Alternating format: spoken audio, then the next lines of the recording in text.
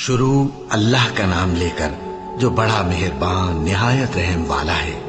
الف لام میم، یہ کتاب یعنی قرآن مجید، اس میں کچھ شک نہیں کہ اللہ کا کلام ہے، پرہیزگاروں کے لیے رہنما ہے، جو غیب پر ایمان لاتے اور آداب کے ساتھ نماز پڑھتے اور جو کچھ ہم نے ان کو عطا فرمایا ہے اس میں سے خرچ کرتے ہیں، اور جو کتاب اے پیغمبر تم پر نازل ہوئی اور جو کتابیں تم سے پہلے پیغمبروں پر نازل ہوئیں سب پر ایمان لاتے اور آخرت کا یقین رکھتے ہیں۔ یہی لوگ اپنے پروردگار کی طرف سے آئی ہوئی ہدایت پر ہیں اور یہی لوگ کامیاب ہیں۔ جو لوگ کافر ہیں انہیں تم نصیحت کرو یا نہ کرو ان کے لیے برابر ہے، وہ ایمان نہیں لانے کے۔ اللہ نے ان کے دلوں اور کانوں پر مہر لگا رکھی ہے اور ان کی آنکھوں پر پردہ پڑا ہوا ہے اور ان کے لیے بڑا عذاب تیار ہے۔ اور بعض لوگ ایسے ہیں جو کہتے ہیں کہ ہم اللہ پر اور روز آخر پر ایمان رکھتے ہیں، حالانکہ وہ ایمان نہیں رکھتے۔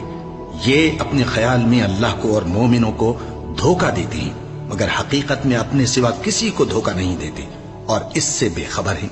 ان کے دلوں میں کفر کا مرض تھا، اللہ نے ان کا مرض اور زیادہ کر دیا اور ان کے جھوٹ بولنے کے سبب ان کو دکھ دینے والا عذاب ہوگا۔ اور جب ان سے کہا جاتا ہے کہ زمین میں فساد نہ ڈالو تو کہتے ہیں کہ ہم تو اصلاح کرنے والے ہیں۔ دیکھو یہ بلا شبہ مفسد ہیں لیکن خبر نہیں رکھتے۔ اور جب ان سے کہا جاتا ہے کہ جس طرح اور لوگ ایمان لے آئے تم بھی ایمان لے آؤ تو کہتے ہیں بھلا جس طرح بے وقوف ایمان لے آئے ہیں اسی طرح ہم بھی ایمان لے آئیں۔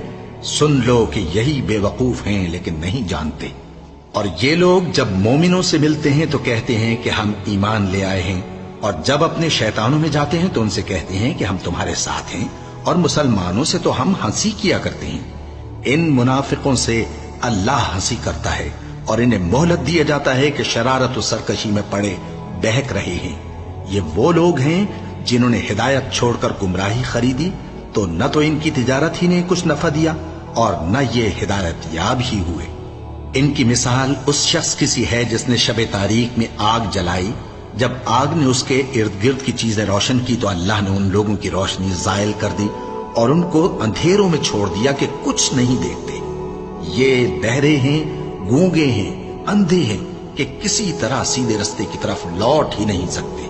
کیا ان کی مثال میں کسی ہے کہ آسمان سے برس رہا ہو اور اس میں اندھیرے پر اندھیرا چھا رہا ہو اور بادل گرج رہا ہو اور بجلی کوند رہی ہو تو یہ کڑک سے ڈر کر موت کے خوف سے کانوں میں انگلیاں دے لے۔